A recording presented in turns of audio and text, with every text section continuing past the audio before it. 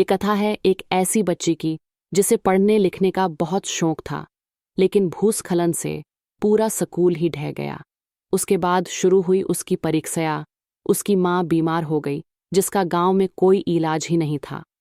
क्या वो इन सब मुसीबतों से लड़ पाएगी या उसका सब कुछ खत्म हो जाएगा? बुधवार का दिन सभी देवी देवताओं में सबसे पहले पूजे जाने वाले भगवान गणेश को समर्पित होता है। बुधवार के दिन उपवास रखने का विशेष महत्व होता है, क्योंकि बुधवार के देवता भगवान गणेश बुद्धि के देवता हैं। ऐसी मान्यता है कि जो भी व्यक्ति बुधवार के दिन व्रत रखता है और पूरे दिन भगवान गणेश की साधना करता है, उस व्यक्ति के जीवन में कभी भी धन और धान्य की कमी नहीं होती है। मदनपुर के मंदिरों की घंटियां हर बुधवार सुबह 5 बजे बजती थीं। लोग बुध ग्रह की शांति के लिए उपवास रखते और भगवान गणेश की पूजा करते। लेकिन 11 साल की गौरी को ये सब पुरानी बातें लगती थीं। वो पढ़ाई में तेज थी, सोचने में आधुनिक और सवालों में बेबाक। माँ, व्रत रखने से भगवान खुश कैसे हो जाते हैं? क्या भूखा रहना ही भक्ति है? उसकी माँ रत्ना एक सीधी सादी स्त्री थी। बोली, गौरी, व्रत सिर्फ खाना न खाने का नाम नहीं, ये मन को नियंत्रित करने की साधना है। भगवान भाव देखते हैं, भूख नहीं। गौरी मुस्कुराई, पर उसके दिल में कहीं न कहीं एक चुनौती पल रही थी। एक दिन गांव में बड़ी विपत्ति आई। बादल ऐसे घिर आए जैसे आकाश ही टूट पड़े। पहाड़ से भूस्खलन हुआ और गांव की एकमात्र स्कूल की इमारत ढह गई। गौरी का दिल टूट गया।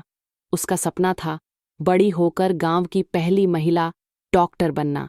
अब स्कूल ही नहीं था। गांव के लोग मायूस थे। प्रशासन ने मदद से हाथ खींच लिए। गौरी रोती रही, लेकिन रत्ना ने उसे गले लगाकर कहा, बुधवार का व्रत शुरू कर बेटी, और सच्चे मन से भगवान से मांग। तेरे भावों में ताकत है। भगवान तेरी बात जरूर सुनेंगे। गौरी ने पहली बार व्रत किया। बिना कुछ खाए पूरे दिन मंदिर में बैठी रही।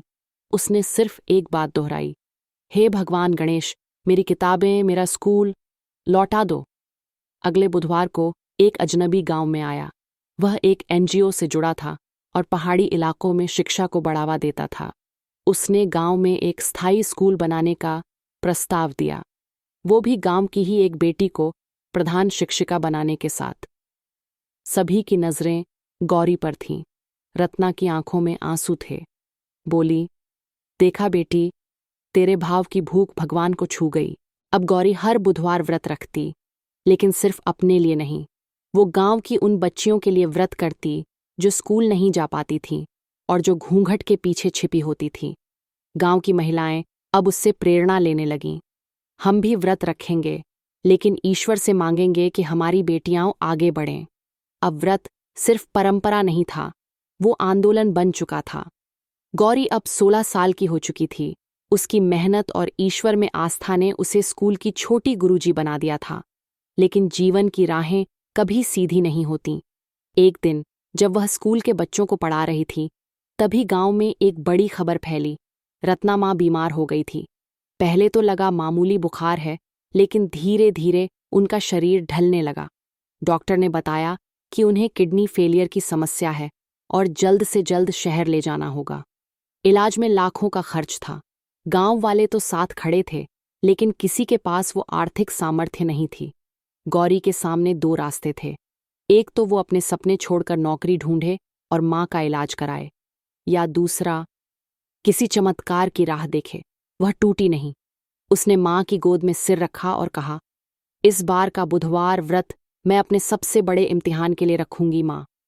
गौरी ने उस हफ्ते पानी तक को हाथ नहीं लगाया, सिर्फ तुलसी के पत्ते और मन में ईश्वर का नाम। हर बुधवार मंदिर में जाकर दीप जलाती और एक ही प्रार्थना करती, हे भगवान गणेश, मेरी माँ को जीवन दान दो, मेरी परीक्षा ले लो, पर माँ को मत छीनो। उसका यह व्रत अब गांव भर की चर्चा बन चुका था। बच्चों ने स्कूल में एक प्रार्थना सभा शुरू की, जिसमें हर बुधवार सभी छात्र रत्ना माँ के लिए प्रार्थना करते। गांव की स्त्रियां बोलीं, इस लड़की ने हमें व्रत का सही अर्थ सिखा दिया। सिर्फ व्रत नहीं, भावना का तप भी साथ चाहिए। तीसरे बुधवार को चमत्कार हुआ। शहर से एक संस्था की टीम गांव आई, जिन्होंने टीवी पर गौरी की कहानी देखी थी। वो संस्था गरीब ग्रामीण महिलाओं के इलाज और शिक्षा पर काम करती थीं। उन्होंने रत्ना माँ के इलाज की जिम्मेदारी ली। उसी शाम रत्ना की माँ को एम्बुलेंस से ले जाया गया और शहर के एक नामी अस्पताल में दाखिल किया गया। डॉक्टरों ने कहा, समय रहते लाई हो, अब जीवन बचाया जा सकता है। गौरी की आंखों से आंसू गिरते रहे। उसने मंदिर की घंटी बजाई और कहा, हे गणपति, आपने मेरी श्रद्धा की लाज रख ली। मैं हमेशा आपकी आभारी रहूंगी। रत्ना की माँ पूरी तरह स्वस्थ होकर लौटी। गांव वालों ने उसका स्वागत किया। गौरी ने स्कूल में भगवान गणेश का विशेष आयोजन शुरू करवाया, जिसमें अब हर बुधवार छात्र छात्राएं भगवान की आरती के बाद एक नेक कार्य करते। कभी किसी बूढ़े को खाना खिलाना, कभी किसी को पढ़ाई में मदद करना। व्रत अब केवल भूख नहीं था, वो सेवा था, भावना थी, शिक्षा थी। 10 साल बीत गए।